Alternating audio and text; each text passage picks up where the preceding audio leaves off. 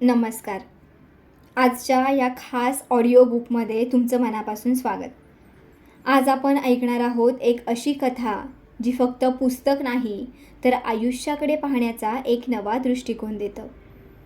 प्रसिद्ध लेखक व.पु. काळे यांनी लिहिलेलं गाजलेलं पुस्तक गोष्ट हातातली होती. हे पुस्तक आपल्याला सांगतं की अनेकदा आपण आनंद, समाधान आणि आयुष्याचं खरं सौंदर्य खूप दूर शोधत असतो, पण प्रत्यक्षात ती गोष्ट आपल्या हातातच असते. या पुस्तकातील विचार, अनुभव आणि भावनांचा प्रवास तुमच्या मनाला नक्कीच स्पर्श करून जाईल. साध्या शब्दात पण खोल अर्थ सांगण्याची जादू लेखकांच्या लेखणीमध्ये आहे आणि म्हणूनच हे पुस्तक आजही हजारो वाचकांच्या मनात जिवंत आहे. तर चला शब्दांच्या या सुंदर प्रवासाला सुरुवात करूया. ऐकूया गोष्ट हातातली होती. धडा पहिला, संन्याशाचं बारसं. ही कथा साधी नाही. लेखकांनी या कथेत एक विलक्षण प्रयोग केला आहे. घरातील 4 भिंतींना जिवंत केलं आहे.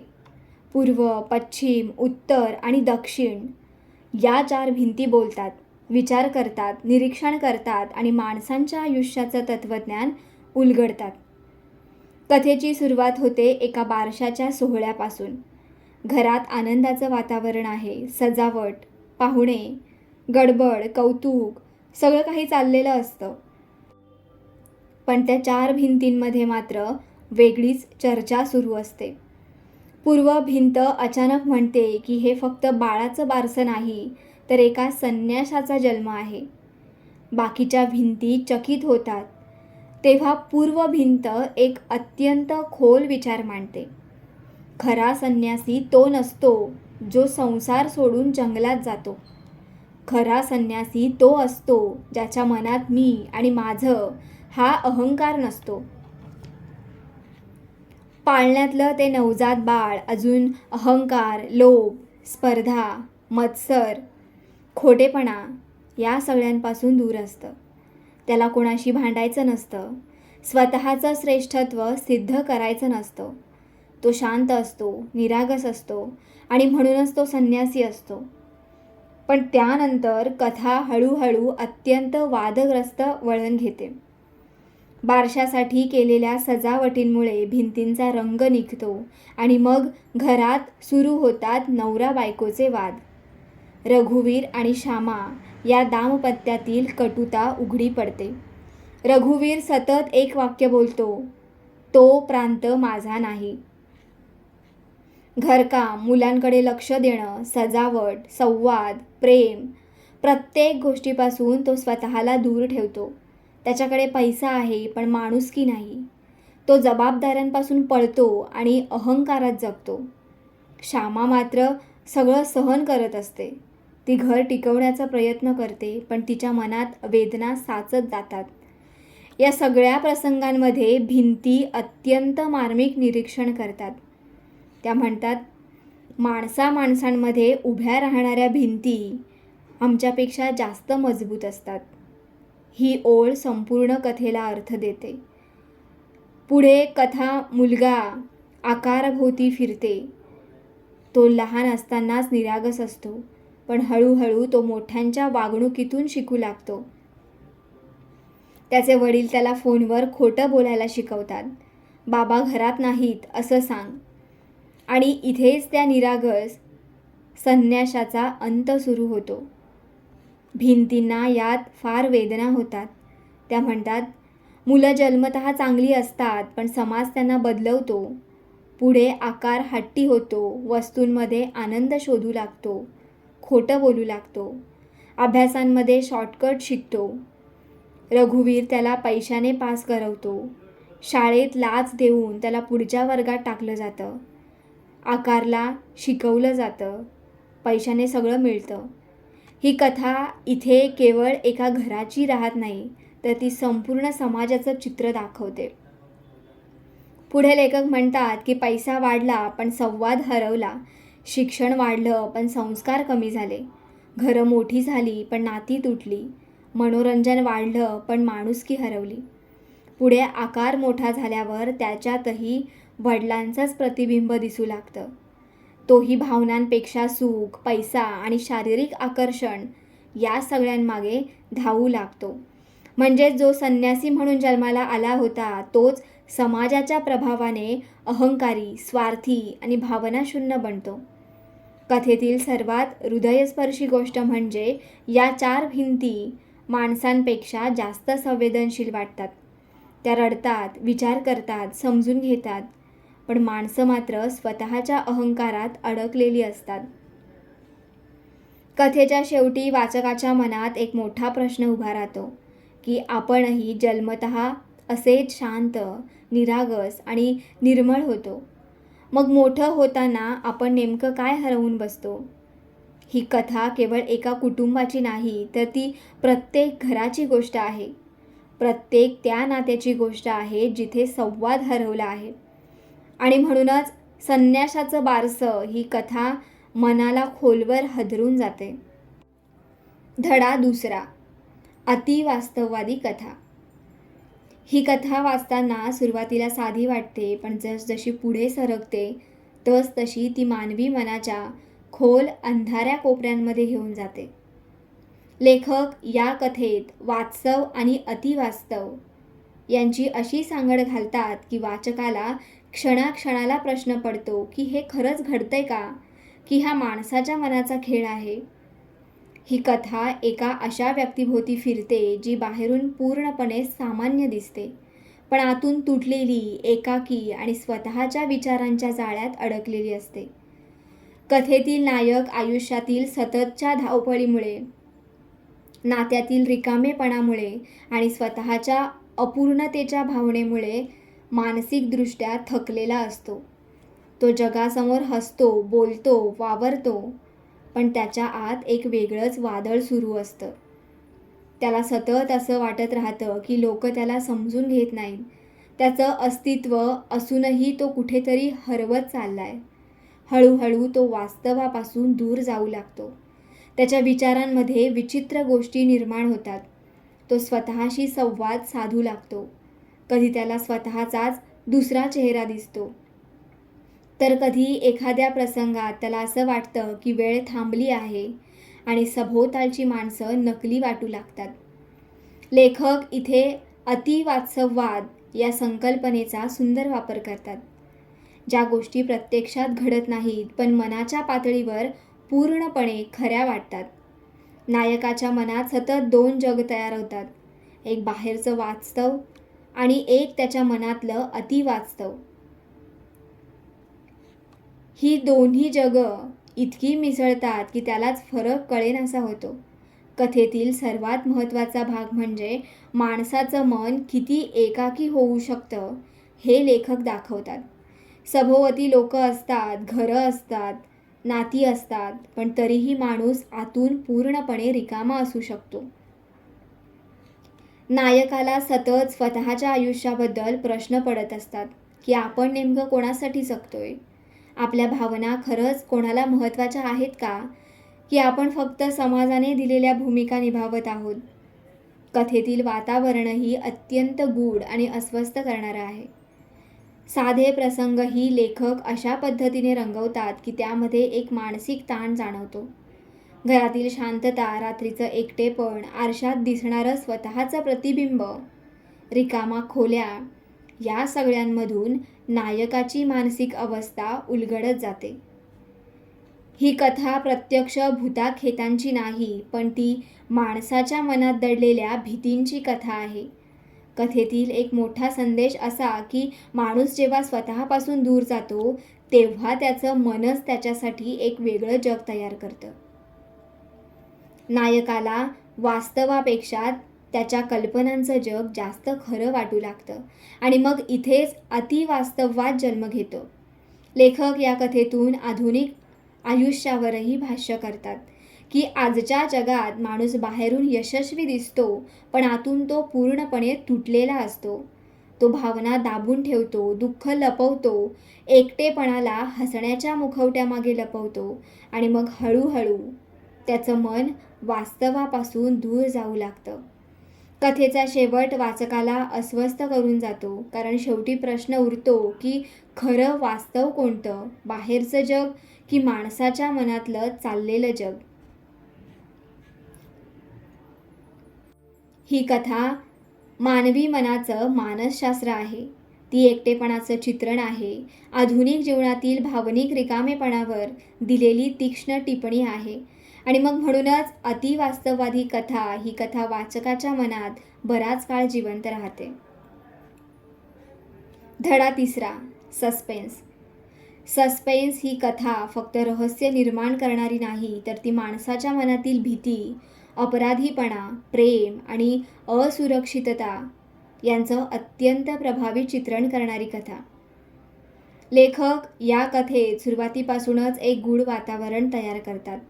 वाचकाला सतत असं वाटत राहतं की काहीतरी मोठं घडलं आहे, पण नेमकं काय हे हळूहळू उलगडत जातं. कथेचा केंद्रबिंदू आहे किरण, एक यशस्वी आणि संवेदनशील सर्जन. तो आपल्या आयुष्यात स्थिर, बुद्धिमान आणि आत्मविश्वासू दिसतो. पण अचानक घडलेल्या एका प्रसंगामुळे त्याचं संपूर्ण आयुष्य हादरून जातं. ती घटना असते त्याच्या मामीच्या ऑपरेशन दरम्यान झालेला मृत्यू.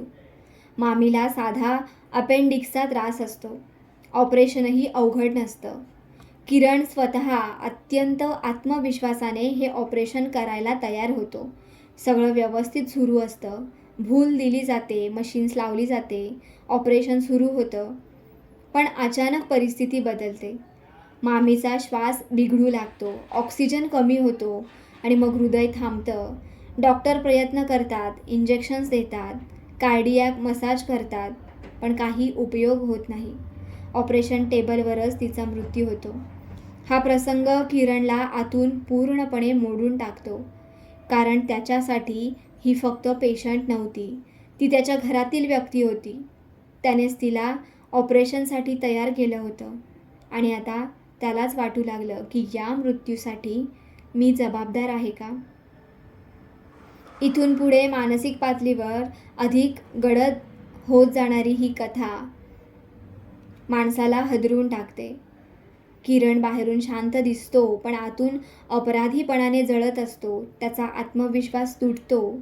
त्याला वाटू लागतं की तो पुन्हा कधीही डॉक्टर म्हणून काम करू शकणार नाही. तो सतत त्या ऑपरेशनचे क्षण आठवत असतो. नेमकी कुठे चूक झाली? मशीनमध्ये बिघाड होता का? भूल देण्यात चूक झाली का? की हा फक्त दुर्दैवी अपघात होता? हीच कथेची खरी सस्पेन्स आहे, कारण वाचकही किरणसोबत त्या उत्तरांचा शोध घेत राहतो. या कथेतील सर्वात महत्त्वाची व्यक्ती म्हणजे त्याची सहचारिणी. ती त्याला आधार देते, त्याच्या वेदना समजून घेते. तो कोसळतो तेव्हा त्याला सावरते, पण तरीही किरणच्या मनातील भीती कमी होत नसते, कारण तो सर्वात मोठं युद्ध त्याचं बाहेर चाललेलं नसतं, तर ते त्याच्या मनात चाललेलं असतं. डॉक्टर असो, इंजिनियर असो किंवा कोणताही यशस्वी माणूस, तो शेवटी एक संवेदनशील माणूसच असतो. समाजाला डॉक्टर म्हणजे देव वाटतो, पण डॉक्टरलाही भीती वाटते, त्यालाही अपराधी वाटू शकतं. त्याच्याही हातून अपघात घडतात. कथेतील सस्पेन्स हा केवळ एखाद्या गुन्ह्याचा किंवा रहस्याचा नाही, तर माणसाच्या मनाचा आहे. किरणच्या मनात सतत एक प्रश्न फिरत राहतो, किती चूक होती की नियती? ही कथा वैद्यकीय क्षेत्रातील ताण, मानसिक दबाव आणि भावनिक संघर्ष याचं अत्यंत वास्तव चित्रण आहे. या कथेचं वैशिष्ट्य म्हणजे लेखक कुठेही मोठमोठे संवाद किंवा नाट्यमय प्रसंग वापरत नाहीत. संपूर्ण कथा शांतपणे पुढे सरकते, पण आतून वाचकाला अस्वस्थ करत राहते. शेवटी ही कथा आपल्याला विचार करायला भाग पाडते की प्रत्येक अपघातासाठी कुणीतरी दोषी असतोच का? की काही गोष्टी मानवी नियंत्रणाबाहेर असतात आणि अपराधीपणाचं ओझं माणूस किती काळ वाहू शकतो? सस्पेन्स ही कथा म्हणून नाही, तर मानवी मनाच्या भीतीचं, वेदनेचं आणि असहाय्यतेचं अत्यंत जिवंत चित्रण म्हणून लक्षात राहते.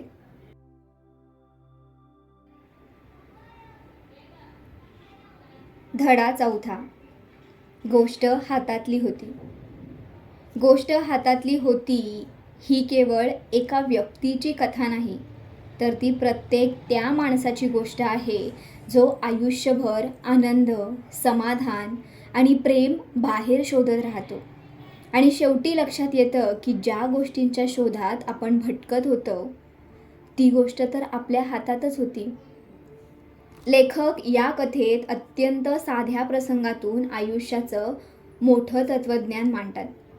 कथेतील मुख्य पात्र एक सामान्य मध्यवर्गीय माणूस आहे. त्याच्याकडे संसार आहे, नोकरी आहे, कुटुंब आहे, पण तरीही तो आतून असमाधानी आहे.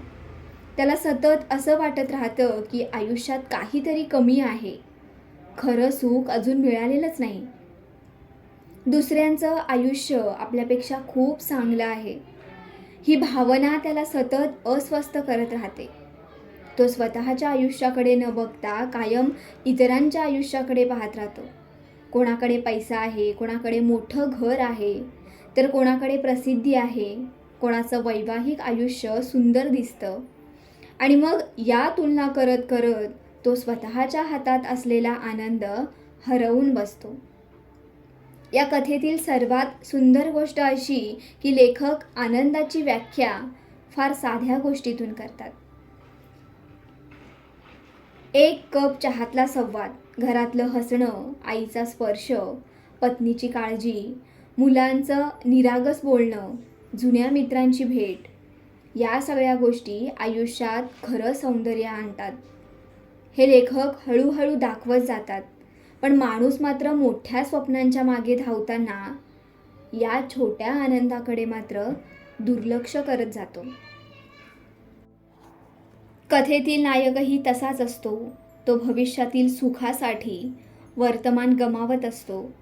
एक दिवस सगळं ठीक होईल या आशेवर जगत राहतो, पण त्याच दरम्यान नाती दूर जातात, संवाद कमी होतो, घरात शांतता वाढते आणि मनं रिकामी होत जातात. एका टप्प्यावर त्याला जाणवतं की तो स्वतःच्या माणसांपासून खूप दूर गेलाय. त्यानं पैशासाठी वेळ दिला, यशासाठी धावपळ केली, प्रतिष्ठेसाठी झगडला, पण ज्यांच्यासाठी हे सगळं करत होता त्यांच्यासोबत जगायलाच वेळ दिला नाही. कथेतील एक अत्यंत प्रभावी विचार असा की माणूस अनेकदा जे काही मिळवलेलं नाही त्याच्या शोधात बसतो आणि जे आहे त्याची किंमतच विसरतो. ही ओळ संपूर्ण कथेला अर्थ देते. पुढे नायकाच्या आयुष्यात काही प्रसंग घडतात जे त्याला अंतर्मुख करतात. तो मागे वळून स्वतःचं आयुष्य पाहू लागतो. मग त्याला जाणवतं की आनंद विकत मिळत नाही, समाधान बाहेर नसतं, प्रेमाला पैशाची गरज नसते आणि सुख ही एखादी मोठी घटना नसून रोजच्या जगण्यात दडलेली भावना आहे. आणि मग ही जाणीव त्याच्यासाठी आयुष्य बदलणारी ठरते. या कथेतील सर्वात सुंदर भाग म्हणजे लेखक कुठेही मोठमोठी शिकवण देत नाही. ते फक्त आरसा दाखवतात आणि मग त्या आरशात वाचकाला स्वतःचं आयुष्य दिसू लागतं. आपणही अनेकदा भविष्याच्या काळजीत वर्तमान जगत नाही, दुसऱ्यांच्या सुखाशी तुलना करत बसतो, आपल्या जवळच्या माणसांकडे दुर्लक्ष करतो आणि मग आयुष्य हातातून निसटल्यावर पश्चाताप करतो. लेखक या कथेतून सांगतात की सुख शोधायचं नसतं, तर ते ओळखायचं असतं. गोष्ट हातातली होती या शीर्षकाचा खरा अर्थ शेवटी समजतो. ज्या आनंदासाठी, प्रेमासाठी, समाधानासाठी आपण जगभर भटकतो ती गोष्ट आपल्या घरात, आपल्या माणसांमध्ये, आपल्या क्षणात आधीपासूनच असते. ही कथा वाचकाला शांतपणे पण खोलवर बदलते. ती आपल्याला थांबून विचार करायला भाग पाडते. आपण खरंच कशासाठी धावत आहोत? ज्यासाठी आपण राहतो त्यांच्यासोबत खरंच जगतो का? आणि आयुष्यात खरं सुख नेमकं कुठे आहे? आणि मग म्हणूनच गोष्ट हातातली होती ही कथा केवळ साहित्य नाही, तर आयुष्य समजून घेण्याचा एक अनुभव बनवते. धडा 5वा, हायर लेवल. हायर लेवल ही कथा म्हणजे मध्यमवर्गीय माणसाच्या महत्त्वाकांक्षा, समाजातील त्याचा दिखावा, पैशासाठी चालणारी धडपड आणि मोठं होण्याच्या हव्यासाचं अत्यंत वास्तव चित्रण. या कथेत लेखक एका साध्या व्यापाराच्या आयुष्यातून संपूर्ण समाजाची मानसिकता उभी करतात. कथेचा केंद्रबिंदू आहे राजा भाऊ, एक सेल्समन, व्यावसायिक वृत्तीचा माणूस. तो एका दुकानासाठी माल आणण्याचं काम करतो. त्याचं आयुष्य सतत वरच्या लेवलला जाण्याच्या प्रयत्नात अडकलेलं असतं. कथेच्या सुरुवातीलाच आपण पाहतो की राजा भाऊ मोठ्या उत्साहाने कॉस्मॅटिक वस्तूंची पोती घेऊन दुकानात येतो. स्नोच्या बाटल्या, lipstick, powder boxes, max factors अशी महागडी सौंदर्य प्रदानं तो काउंटरवर मांडतो. त्याला वाटत असतं की एवढा मोठा माल आणल्यावर मालक खुश होईल, त्याचं कौतुक करील, पण तसं काहीच होत नव्हतं. इथेच कथेचा पहिला धक्का बसतो की माणूस कितीही मेहनत करो, समोरच्याच्या अपेक्षा मात्र कधीच संपत नसतात. राजा भाऊचं आयुष्य सतत आणखी मिळवण्याच्या धडपडीत चाललेलं असतं. आणखी पैसा, आणखी प्रतिष्ठा, आणखी मोठे लोक, आणखी वरचा दर्जा, यालाच तो हायर लेवल समजतो. पण या धडपडीत त्याच्या आयुष्यातील शांतता हरवत जाते. लेखक या कथेत अत्यंत उपरोधिक पद्धतीने समाजातील दिखाऊपणावर टीका करतात की लोक एकमेकांकडे बघून जगतात. कोणाकडे कोणती वस्तू आहे, कोण कुठे पोहोचला, कोण किती महाग कपडे वापरतो. मग या सगळ्यांवरून माणसांची किंमत ठरवली जाते. राजा भाऊलाही या स्पर्धेचं वेड लागलेलं असतं. तो सतत अशा लोकांमध्ये मिसळण्याचा प्रयत्न करतो जे स्वतःला हायर लेवलचे समजतात. पण त्या जगात खरी माणुसकी नसतेच. तिथे नात्यांपेक्षा व्यवहार महत्त्वाचा असतो. तिथे व्यक्तीपेक्षा पैसा मोठा असतो. या कथेतील सर्वात महत्त्वाचा भाग म्हणजे हायर लेवल ही फक्त आर्थिक पातळी नसून मानसिक अहंकाराची पातळी बनते. लोक स्वतःला मोठं दाखवण्यासाठी कृत्रिम भाषा वापरतात, महागड्या वस्तू दाखवतात, इतरांना कमी लेखतात आणि मग स्वतःच्या मुळांपासून दूर जातात. राजा भाऊ हळूहळू या जगात अडकत जातो. त्याला वाटत राहतं की मोठं होणं म्हणजे सुख, पण प्रत्यक्षात तो अधिक रिकामा होत जातो. कथेतील अनेक संवाद अत्यंत टोचणारे आहेत आणि लेखक दाखवतात की माणूस स्टेटस मिळवण्यासाठी स्वतःचं नैसर्गिक अस्तित्व हरवतो. कथा पुढे जाताना राजा भाऊला जाणवतं की पैसा वाढला तरी मन शांत नाही. मोठ्या लोकांमध्ये वावर मिळाला तरी आत्मीयता नाही. प्रतिष्ठा मिळाली तरी समाधान नाही. कारण हायर लेवलवर पोहोचल्यावरही माणसाच्या इच्छा संपत नसतात, मग त्या आणखी वाढतात. ही कथा आधुनिक समाजाच्या मानसिकतेवर तीक्ष्ण भाष्य करते. आज प्रत्येकजण दुसऱ्यापेक्षा वर जाण्याच्या स्पर्धेत आहे.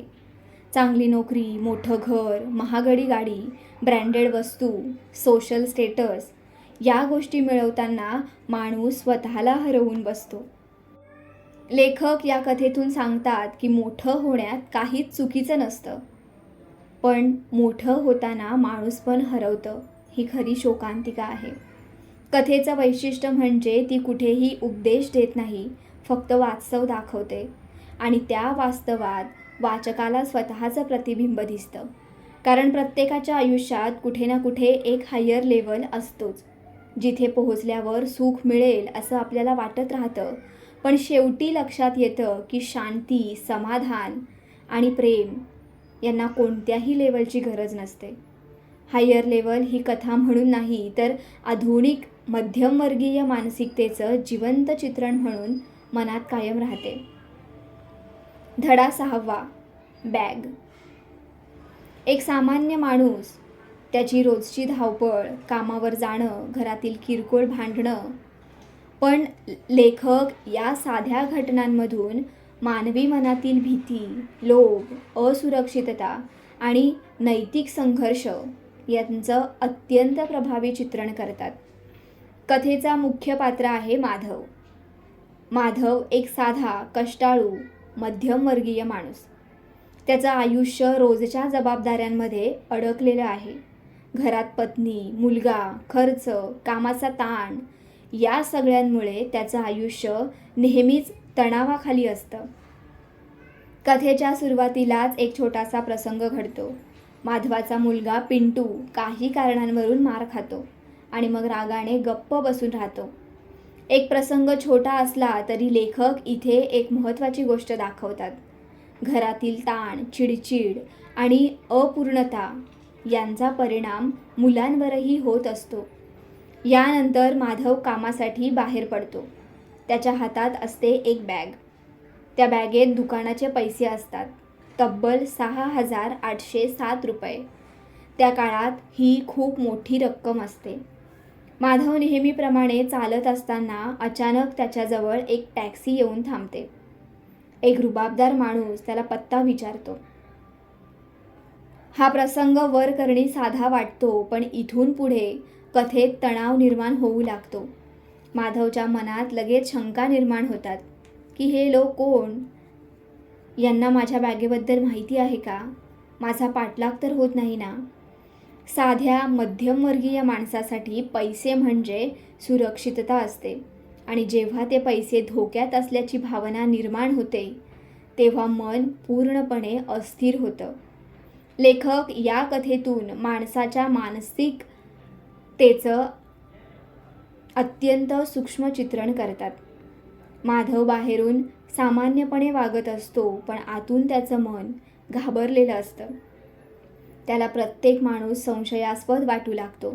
रस्त्यावरचे लोक, टॅक्सी, मागे चालणारे पावलांचे आवाज, आजूबाजूच्या नजरा सगळंच त्याला धोकादायक वाटू लागतं.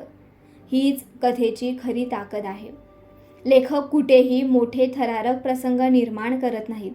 ते फक्त एका सामान्य माणसाच्या मनात निर्माण होणारी भीती दाखवतात आणि मग ही भीती इतकी खरी वाटते की वाचकही त्या प्रवासात सहभागी होऊन जातो. कथेतील बॅग ही फक्त पैशाची बॅग राहत नाही, तर ती माणसाच्या आयुष्याचं प्रतीक बनते. त्या बॅगेत जबाबदाऱ्या आहेत, कष्ट आहेत, भविष्याची चिंता आहे आणि सुरक्षिततेची भावना आहे. माधवला वाटतं की जर ही बॅग हरवली तर सगळंच संपेल. ही कथा मध्यमवर्गीय मानसिकतेचं फार वास्तव चित्र उभं करते. कारण मध्यमवर्गीय माणूस सतत भीतीत जगत असतो. नोकरी जाईल का? पैसे पुरतील का? घर सांभाळता येईल का? मग एखादी चूक झाली तर? या सगळ्या भीती त्याच्या मनावर सततचं ओझं बनतात. कथेतील सर्वात प्रभावी गोष्ट म्हणजे बाहेर खरंच काही धोका आहे की नाही हे महत्त्वाचं राहत नाही. महत्त्वाचं असतं ते माणसाच्या मनात निर्माण झालेलं भय. लेखक या कथेतून सांगतात की माणूस अनेकदा वास्तवापेक्षा स्वतःच्या भीतीने जास्त त्रस्त असतो. कथेचा शेवट वाचकाला अंतर्मुख करून जातो, कारण शेवटी प्रश्न फक्त बॅगेचा राहत नाही, तर त्या बॅगेभोवती फिरणाऱ्या मानसिक ताणाचा होतो. ही कथा आपल्याला जाणवून देते की पैसे आवश्यक आहेत, पण पैशाभोवती निर्माण होणारी भीती माणसाला आतून खाऊ लागते. बॅग ही कथा म्हणून छोटी असली तरी तिचा अर्थ अत्यंत मोठा आहे. ती प्रत्येक त्या सामान्य माणसाची कथा आहे जो रोज जबाबदाऱ्यांची बॅग घेऊन जगत असतो आणि ती हरवू नये म्हणून सतत घाबरत असतो. धडा 7वा, मामा. मामा ही कथा म्हणजे एका साध्या, प्रेमळ आणि मनानं मोठ्या माणसाची कथा. लेखक या कथेतून नात्यांमधील आत्मीयता, जुन्या पिढीचं निरागस प्रेम आणि बदलत्या काळात हरवत चाललेली माणुसकी अत्यंत हळुवारपणे मांडतात. ही कथा वाचताना आपल्याला आपल्या आयुष्यातील एखादा मामा, काका किंवा जवळचा मोठा माणूस आठवू लागतो. कथेतील मामा हा कुठलाही मोठा अधिकारी किंवा श्रीमंत माणूस नसतो. तो अगदी साधा असतो. त्याचं आयुष्य साधेपणात गेलेलं असतं, पण त्याच्याकडे एक गोष्ट अफाट असते, माणसांवर मनापासून प्रेम करण्याची क्षमता. मामा हा त्या जुन्या पिढीचं प्रतीक आहे, ज्याच्यासाठी नाती ही व्यवहार नव्हती, तर जगण्याचा आधार होती. तो घरात आला की वातावरण बदलून जातं. त्याचं बोलणं, त्याच्या सवयी, त्याचं साधेपणा सगळ्यात एक निरागस ऊब असते. तो मोठमोठ्या तत्त्वज्ञानाच्या गोष्टी करत नाही, पण त्याच्या साध्या वागण्यातून जीवनमूल्य दिसतात. मामाचं वैशिष्ट्य म्हणजे तो स्वतःपेक्षा इतरांच्या आनंदाचा जास्त विचार करतो. घरातील लहान मुलांना तो खूप जवळचा वाटतो. त्याच्यासोबत खेळणं, गप्पा मारणं, छोट्या छोट्या गोष्टींमध्ये आनंद शोधणं हे त्याचं जग असतं. पण काळ बदललेला असतो. नवीन पिढीला वेळ नसतो.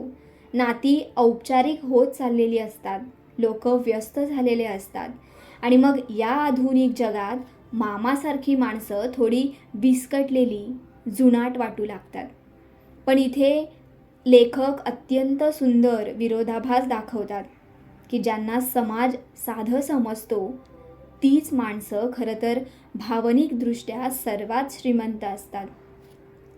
कथेतील अनेक प्रसंग मामाच्या स्वभावाचं दर्शन घडवतात. तो स्वतःच्या अडचणी कधीच मोठ्या करून सांगत नाही. त्याला स्वतःसाठी फार काही नको असतं. त्याचं खरं सुख म्हणजे आपली माणसं एकत्र असणं, घरात हशा असणं आणि कुणाला तरी आपली गरज भासणं. लेखक या पात्रातून निष्काम प्रेम दाखवतात. मामा कोणाकडून काही अपेक्षा ठेवत नाही, पण न कळत तो सगळ्यांच्या आयुष्याचा भावनिक आधार बनलेला असतो. कथेचा भावनिक भाग तेव्हा येतो जेव्हा हळूहळू जाणवतं की लोक मामावर प्रेम करतात, पण त्याच्यासाठी वेळ कुणाकडेच नाही. ही गोष्ट खूप वास्तववादी आहे. आजही अनेक घरांमध्ये अशी माणसं असतात जी सगळ्यांसाठी जगतात, पण शेवटी एकटी पडतात. मामा बोलका असतो, प्रेमळ असतो, जिव्हाळ्याचा असतो, पण आधुनिक जीवनाच्या गतीत त्याचं अस्तित्व हळूहळू मागे पडत जातं.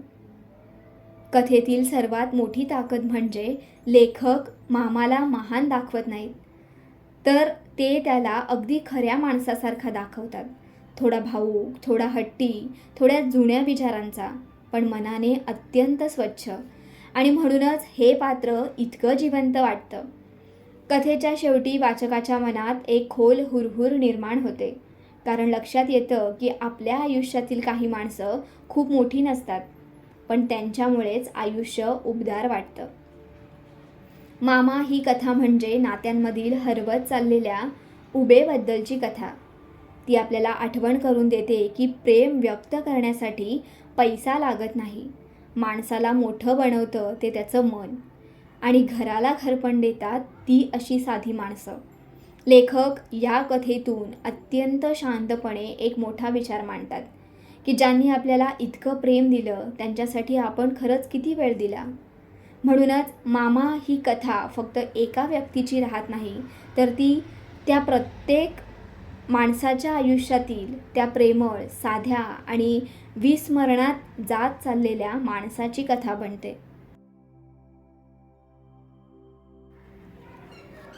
धडा 8वा. अशी बायको असा बॉस. अशी बायको असा बॉस ही कथा म्हणजे ऑफिसमधील नातेसंबंध, पुरुष स्त्री संवाद, गैरसमज, आकर्षण, मर्यादा आणि वैवाहिक विश्वास यांचं अत्यंत सूक्ष्म आणि वास्तव चित्रण आहे. या कथेत लेखक एकाच वेळी 2 नात्यांचा अभ्यास करतात. नवरा बायकोचं नातं आणि बॉस कर्मचारी यांचं नातं. कथा एका विवाहित, जबाबदार आणि समंजस ऑफिसभोवती फिरते. तो आपल्या कामात प्रामाणिक असतो, शिस्तप्रिय असतो आणि ऑफिसमधील मर्यादा पाळणारा माणूस असतो.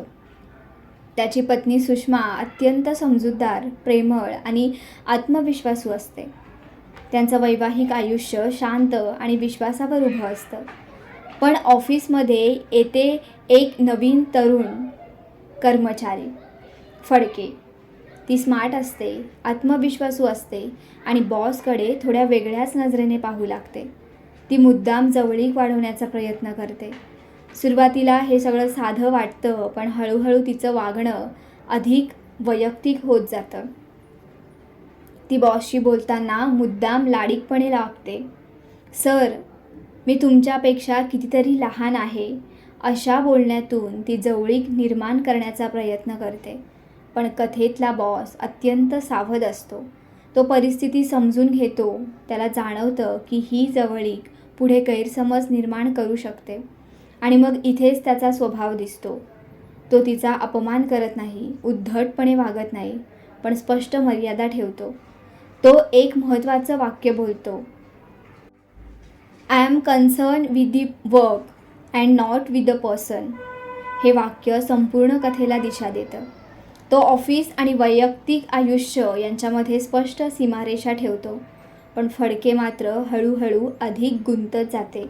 ती ऑफिसमध्ये लोकांना सांगू लागते की ती साहेबांच्या घरी सहज जाऊ शकते. ती त्यांच्या आयुष्यात स्वतःचं विशेष स्थान निर्माण करण्याचा प्रयत्न करते. कारण अशा परिस्थितीत गैरसमज निर्माण होऊ शकतात. ऑफिसमधली चर्चा सुरू होऊ शकते. वैवाहिक आयुष्य बिघडू शकतं. पण इथे कथेतील सर्वात महत्त्वाची व्यक्तिरेखा पुढे येते. ती म्हणजे सुषमा.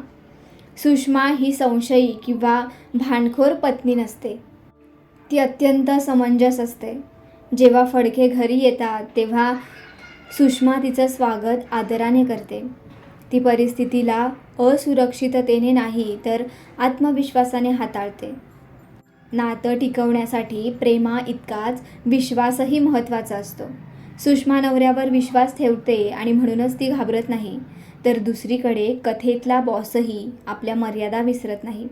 त्याला आकर्षण, जवळीक किंवा भावनिक गुंतागुंत याची जाणीव असते, पण तो विवेक गमावत नाही. ऑफिसमध्ये पुरुष स्त्रिया एकत्र काम करतात. आकर्षण निर्माण होणं स्वाभाविक असू शकतं, पण त्या नात्याला योग्य दिशा देणं महत्त्वाचं असतं. फडके ही पूर्णपणे चुकीची नव्हती. ती तरुण आहे, भावनिक आहे, कदाचित प्रभावित झाली असेल. पण प्रश्न तिच्या भावनांचा नसतो, तर प्रश्न त्या परिस्थितीला कसं हाताळलं जातं याचा असतो. मग शेवटी जाणवतं की नाती टिकवण्यासाठी मोठमोठ्या शब्दा लागत नाहीत. लागतो तो परस्परांवरील विश्वास आणि संयम. ऑफिस, करिअर, आकर्षण, सोशल इमेज या सगळ्यांच्या गर्दीतही प्रामाणिकपणा, मर्यादा आणि विश्वास हेच कोणत्याही नात्याचं खरं बळ असतं. म्हणूनच अशी बायको असा बॉस ही कथा केवळ ऑफिसमधील प्रसंगाची राहत नाही, तर ती परिपक्व नात्याचं सुंदर उदाहरण बनते. धडा 9. ओळख. ओळख ही कथा म्हणजे माणसाच्या नात्यांमधील सूक्ष्म भावना, आयुष्यातील बदल, काळानुसार बदलणारी माणसं आणि खरी ओळख नेमकी कोणती असते याचा अत्यंत हळवा शोध. लेखक या कथेमध्ये फार मोठी घटना घडवत नाहीत. ते फक्त 2 व्यक्तींमधील भेट घडवतात, पण त्या भेटीतून संपूर्ण आयुष्य उलगडून दाखवतात. या कथेचा केंद्रबिंदू आहे अनेक वर्षांनी भेटलेली एक व्यक्ती. 2 व्यक्ती अचानक एकमेकांसमोर येतात. एकेकाळी त्यांच्यात जवळीक होती, ओळख होती, भावना होत्या. पण काळ पुढे गेला, आयुष्य बदललं आणि मग त्या नात्यावर वेळेची धूळ साचली.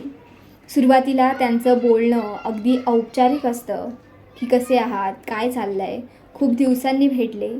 पण या साध्या वाक्यांच्या मागे अनेक न बोललेले प्रश्न दडलेले होते. दोघेही एकमेकांना पाहत असतात, पण खरं तर ते एकमेकांच्या चेहऱ्यामागचं बदललेलं आयुष्य वाचत असतात. एकेकाळी ओळखीचे वाटणारे माणूस आता वेगळं दिसत असतं. लेखक ओळख या शब्दाचा खूप खोल अर्थ सांगतात की माणसाची खरी ओळख नेमकी कोणती. त्याचा चेहरा, त्याचं नाव, की त्याची जुनी आठवण, की त्याचं आताचं वास्तव. काळ माणसाला बदलतो. एकेकाळी स्वप्नाळू असलेली व्यक्ती आता व्यावहारिक झालेली असते. एकेकाळी भावनिक असलेला माणूस आता शांत, थकलेला वाटत असतो. कारण दोघांनाही जाणवतं की आपण अजूनही एकमेकांना ओळखतो असं वाटतं, पण खरं तर आपण दोघेही खूप बदललेलो आहोत. जुन्या आठवणी नकळत डोकावतात. त्या जुन्या भेटी, अपूर्ण राहिलेले संवाद, न सांगितलेल्या भावना आणि कदाचित हरवलेलं प्रेम हे वास्तव दाखवतात. आयुष्यात काही नाती पूर्ण होत नसतात, पण ती संपतही नसतात. ती मनाच्या एखाद्या कोपऱ्यामध्ये शांतपणे जिवंत राहतात. भूतकाळातील व्यक्ती आणि वर्तमानातील व्यक्ती यांच्यातील फरक जेव्हा आपण आपल्या एखाद्याला खूप वर्षांनी भेटतो तेव्हा आपण त्याला आठवणींमध्ये जसा होता तसाच शोधत असतो, पण वास्तव वेगळं असतं आणि ही जाणीव मनाला हलवून जाते. ओळख ही फक्त चेहऱ्याची नसते तर ती भावनांची असते. जर भावना बदलल्या तर जवळची माणसंही अनोळखी वाटू लागतात, पण मनात खोल पोकळी निर्माण करतात. दोघं वेगळ्या दिशेने निघून जातात, कदाचित पुन्हा कधी न भेटण्यासाठी. पण त्यांच्या मनात एक प्रश्न कायम राहतो की आपण खरंच एकमेकांना ओळखत होतो का? कारण प्रत्येकाच्या आयुष्यात अशी एखादी व्यक्ती असते जी कधी काळी खूप जवळची होती, पण आता फक्त आठवण उरली आहे. ओळख ही कथा म्हणून नाही तर काळ, नाती आणि बदलत्या माणसांवर केलेलं अत्यंत संवेदनशील भाष्य म्हणून लक्षात राहते.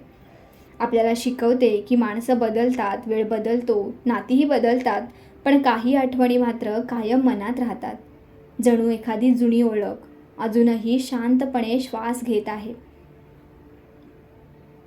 धडा 10वा, ती आणि तिची सवत. ती आणि तिची सवत ही कथा म्हणजे स्त्री मनातील गुंतागुंत, प्रेमातील असुरक्षितता, वैवाहिक नात्यातील बदल आणि एका स्त्रीच्या अंतर्मनात चालणाऱ्या संघर्षाचं अत्यंत प्रभावी चित्रण. या कथेतील मुख्य स्त्री सुरुवातीला अत्यंत आनंदी संसार जगत असते.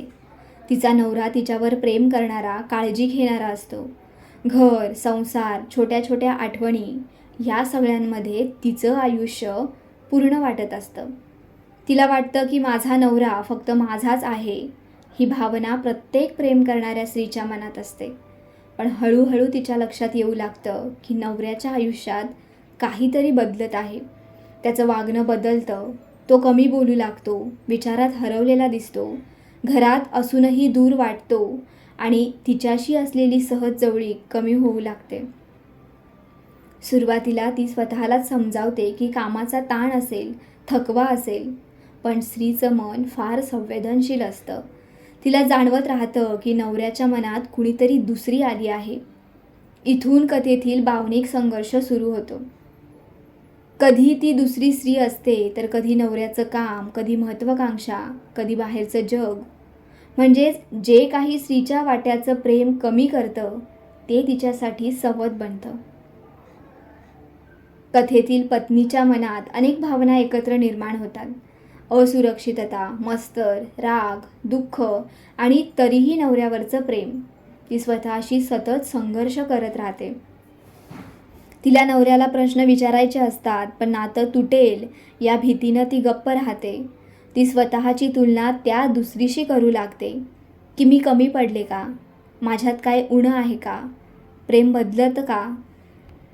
हे प्रश्न तिच्या मनाला पोखरू लागतात. कारण प्रेमात असलेली स्त्री फक्त नवऱ्याची पत्नी नसते, तर ती त्याच्या आयुष्याचा केंद्रबिंदू व्हायची इच्छा बाळगते. आणि मग जेव्हा ती जागा कुणीतरी दुसरं घेतं याची भावना निर्माण होते तेव्हा तिचं भावविश्व हादरून जातं. या कथेमध्ये पत्नी नवऱ्याचा द्वेष करत नाही, ती अजूनही त्याच्यावर प्रेम करते आणि म्हणूनच तिचं दुःख अधिक खोल वाटतं. ती त्याला परत मिळवण्याचा प्रयत्न करते, स्वतः बदल करून, अधिक समजूतदारपणा बनवून, अधिक प्रेम देऊन, पण आतून ती तुटत चाललेली असते. नाती अचानक तुटत नाहीत, ती हळूहळू दूर जातात. मग संवाद कमी होतो, भावना व्यक्त होणं थांबतं आणि मग एका नात्यात तिसरी गोष्ट प्रवेश करते. आणि मग ही तिसरी गोष्ट प्रत्यक्ष व्यक्तीच असायला हवी असं नसतं, तर मग ती करिअर, पैसा, अहंकार, मोबाईल, बाहेरचं आकर्षण काहीही असू शकतं. या कथेचा शेवट अत्यंत हळवा आहे, कारण शेवटी वाचकाला जाणवतं की स्त्रीला फक्त नवरा नको असतो, तिला त्याच्या मनातलं स्वतःचं स्थान हवं असतं. ती आणि तिची सवत ही कथा म्हणून नाही तर स्त्रीच्या न बोललेल्या वेदनांचं अत्यंत जिवंत चित्रण म्हणून मनात कायम राहते. धडा 11वा, हेवा. हेवा ही कथा म्हणजे माणसाच्या मनात शांतपणे वाढत जाणाऱ्या मत्सराची, तुलना करण्याच्या प्रवृत्तीची आणि त्या भावनेमुळे नात्यांमध्ये निर्माण होणाऱ्या दुराव्याची अत्यंत सूक्ष्म कथा. लेखक म्हणतात की माणूस अनेकदा स्वतःच्या दुःखामुळे कमी त्रस्त असतो, पण दुसऱ्याचं सुख पाहून जास्त अस्वस्थ होतो. पण लेखक त्या भावनेला इतक्या खोलवर समजून घेतात की वाचकाला स्वतःचं मन या कथेत दिसू लागतं. कथेतील मुख्य पात्र बाहेरून साधं, व्यवस्थित आणि स्थिर आयुष्य जगताना दिसतं. त्याच्याकडे संसार आहे, काम आहे, ओळख आहे, पण त्याच्या मनात सतत एक रिकामेपणा आहे. आणि हे रिकामेपण त्याला स्वतःमुळे जाणवत नाही, तर इतरांकडे पाहताना जाणवतं. त्याला वाटतं की दुसऱ्यांचं आयुष्य सर्वात जास्त सुंदर आहे, दुसऱ्यांना जास्त प्रेम मिळतं, दुसरे जास्त यशस्वी आहेत आणि आपण कुठेतरी मागे पडलो. ही तुलना हळूहळू हेवामध्ये बदलून जाते. हेवा नेहमी शत्रूबद्दल वाटत नाही, तर तो अनेकदा जवळच्या माणसांबद्दल सुद्धा वाटतो. कारण दूरच्या लोकांपेक्षा आपल्या आसपासची माणसं जास्त टोचतात. कथेतील पात्र दुसऱ्यांच्या छोट्या छोट्या गोष्टींनी अस्वस्थ होतात.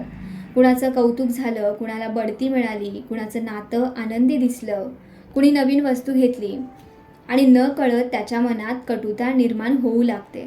सुरुवातीला तो स्वतःलाच समजावतो की मी असं विचार करायला नको, मला आनंदी व्हायला हवं. पण मनातला हेवा इतक्या सहज जात नाही, तो शांतपणे वाढत राहतो. लेखक दाखवतात की ही भावना खूप मानवी आहे. प्रत्येक माणसाच्या मनात कधी ना कधी तुलना निर्माण होतेच, पण प्रश्न हा असतो की आपण त्या भावनेवर नियंत्रण ठेवतो की ती भावना आपल्याला नियंत्रण करते.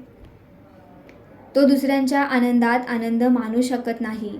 त्याचं मन सतत स्वतःच्या कमतरतांवर अडकून राहतं आणि मग त्यामुळे त्यांचं स्वतःचं सुखही नष्ट होऊ लागतं. लेखक दाखवतात की हेवा बाहेरच्या माणसाला कमी त्रास देतो, पण ज्याच्या मनात असतो त्यालाच आतून पोखरतो. जेव्हा पात्राला अचानक जाणवतं की तो स्वतःचं आयुष्य जगणं विसरून गेलाय, तो सतत दुसऱ्यांकडे पाहण्यात इतका गुंतलाय की स्वतःच्या आनंदाची किंमत विसरतो, स्वतःच्या यशाकडे दुर्लक्ष करतो आणि मग स्वतःच्या माणसांपासून दूर जातो. आजचं जग तुलना करण्यावर उभं आहे. कोण जास्त यशस्वी, कोण जास्त सुंदर, कोणाकडे जास्त पैसा, कोणाचं आयुष्य जास्त परफेक्ट. या सततच्या तुलनेमुळे माणूस स्वतःवर प्रेम करणं विसरतो. कारण शेवटी जाणवतं की दुसऱ्याचं सुख आपलं दुःख नसतं आणि मग म्हणूनच जेव्हा स्वतःच्या आयुष्याकडे कृतज्ञतेने पाहायला शिकतो, तेव्हाच त्याच्या मनातील हेवा कमी होऊ लागतो. हेवा ही कथा म्हणून साधी वाटू शकते, पण ती मानवी मनाचा आरसा आहे. ती आपल्याला स्वतःकडे पाहायला भाग पाडते. तुलना आनंद हिरावून घेते आणि समाधान स्वतःकडे पाहण्यात असतं.